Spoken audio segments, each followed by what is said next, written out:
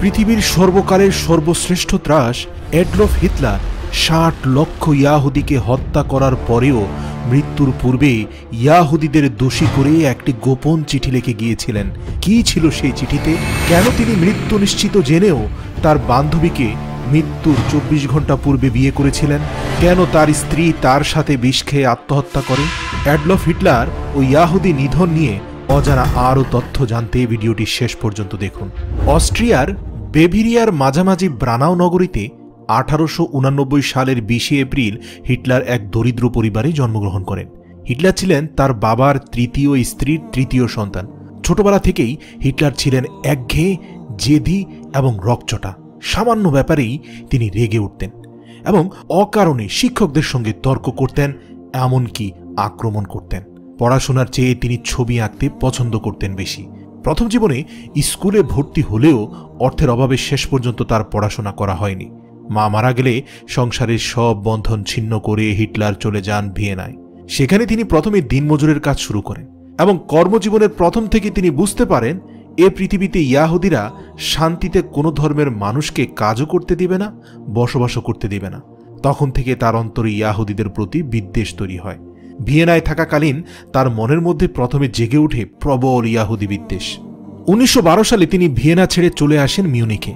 এখানে অনেক দুঃখ কষ্টের মধ্যে ২ বছর পার করলেন এবং ১৯১৪ সালে বিশ্বযুদ্ধ শুরু হলে হিটলার সৈনিক হিসাবে যুদ্ধে যোগ দেন।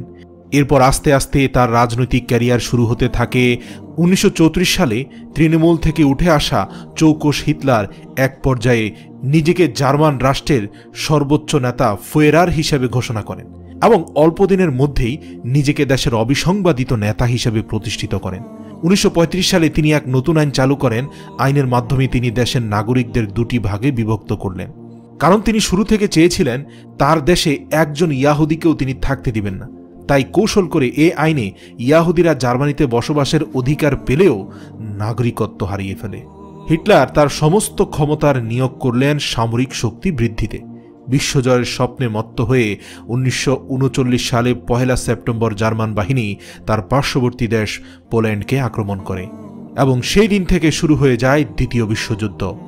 বিশ্বজুড়ে একের পর এক ইয়াহুদি শক্তিকে হত্যার মধ্য দিয়ে একের পর এক দেশ দখল করতে থাকেন হিটলার। ৩ বছরে হিটলার প্রায় ৬০ লক্ষ ইয়াহুদিকে হত্যা করেছিলেন। তখনকার মানবাধিকার কর্মীরা তাকে যতই প্রশ্ন করত, কেন আপনি নৃশংসভাবে নিরপরাধ ইয়াহুদিদের হত্যা করছেন, তখন তিনি বলতেন, আমি ১০ লক্ষ ইয়াহুদিকে এখনো হত্যা করতে পারিনি, ৬০ লক্ষকে করেছি। এই ১০ লক্ষই পরবর্তীতে পৃথিবীর সকল মানুষকে জানিয়ে দিবে কেন ৬০ লক্ষকে আমি হত্যা করেছিলাম। ফ্রান্স পতনের পর ১৯৪১ সালের ২২ জুন হিটলার রাশিয়া আক্রমণ করেন, আর এটাই হিটলারের জন্য কাল হয়ে দাঁড়ায়। প্রথম দিকে জার্মান বাহিনী সর্বোচ্চ জয়লাভ শুরু করলেও মিত্রশক্তি যখন সম্মিলিত হয়ে অগ্রসর হতে শুরু করে, তখন আস্তে আস্তে হিটলারের বাহিনী পিছু হটতে থাকে।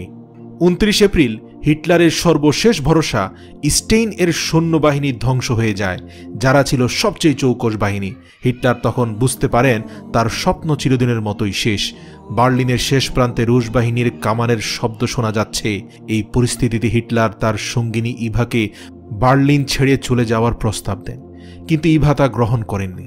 ২৯ এপ্রিল মধ্যরাতে বাংকারের মধ্যেই ছোটখাটো আয়োজনের মধ্য দিয়ে হিটলার ইভাকে বিয়ে করেন। বিয়ের পর হিটলার তার সঙ্গীতের সঙ্গে শ্যাম্পেইন পান করেন। ভাবা যায় কতটা বিকৃত মস্তিষ্কের লোক হলে মৃত্যু নিশ্চিত জেনেও শ্যাম্পেন পান করতে পারে, আবার বিয়েও করতে পারে। এবং মৃত্যুর কয়েক ঘন্টা পূর্বে ঠান্ডা মাথায় ২টি চিঠি লেখেন। একটি চিঠিতে তার সকল কর্মকাণ্ডের জন্য দায়ী করেন ইয়াহুদিদেরকে। সেখানে তিনি লিখেন, পৃথিবীর জন্য হুমকিস্বরূপ একটি জাতি, তারা হলো ইয়াহুদি। আর অন্যটিতে নিজের সব সম্পত্তি তার পার্টিকে দান করে যান, তথা পুরো জার্মান রাষ্ট্রটাকে দান করে যান।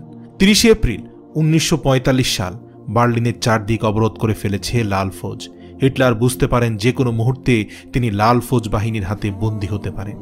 ওই দিন বিকাল ৩:৩০টার দিকে তিনি বাংকার থেকে ৫০০ মিটার দূরে গিয়ে তার সহযোগীদের সঙ্গে শেষবারের মতো দেখা করে এলেন। এ সময় তিনি তার সহযোগীদের বললেন তার মৃত্যুর পর যেন তার লাশ এমনভাবে পোড়ানো হয় যে তার দেহের একটি অংশ যেন শত্রুদের হাতে না পড়ে। এর কিছুক্ষণ পরে গুলির শব্দ শোনা গেল। হিটলার নিজেই পিস্তল দিয়ে আত্মহত্যা করলেন, আর এর আগেই তার সদ্য বিবাহিত বউ ইভা বিষপান করে দুজনে হাতে হাত মিলিয়ে আত্মহত্যা করেন। চারদিক থেকে তখন গোলা এসে পড়েছে। তখন হিটলারের দুই সেনা তার মৃত্যুদেহ কম্বল দিয়ে মুড়িয়ে বাগানে নিয়ে এলো। সেই অবস্থাতেই তাদের পেট্রোল ঢেলে আগুন লাগিয়ে দেয়া হলো। গোটা বিশ্ব যখন ধ্বংসের খেলায় মেতে রইল, আর ঠিক সেই মুহূর্তে নিজের ধ্বংসটা যেন এক প্রকার সেলিব্রেশন করলেন অ্যাডলফ হিটলার নামের মস্তিষ্ক বিকৃত এই স্বৈরশাসক।